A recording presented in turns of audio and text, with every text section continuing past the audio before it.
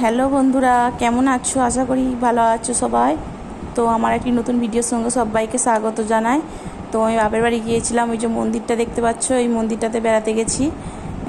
কামারপুকুরে হচ্ছে নতুন মন্দির।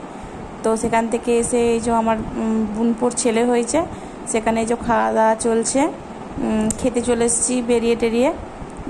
রাতও হয়ে গেছে, প্রায় 9:30 10টা বাজছে। লুচি দিয়ে দিয়েছে, যে জল পাতা দিয়ে লুচি দিয়ে দিয়েছে।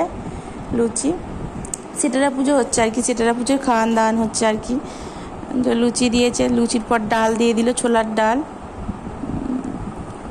খাচ্ছি।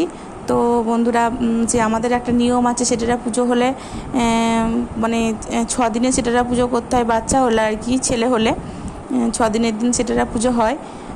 তো সেটারা পুজো হয়েছে বলে খাওয়ান দাওয়ান, মানে পাড়ার সবাইকে নিমন্ত্রণ করেছে, দিয়ে খাওয়া দাওয়া হচ্ছে। এই যে এবার আলু পটল পড়ে গেল, লুচি ডাল আলু পটল।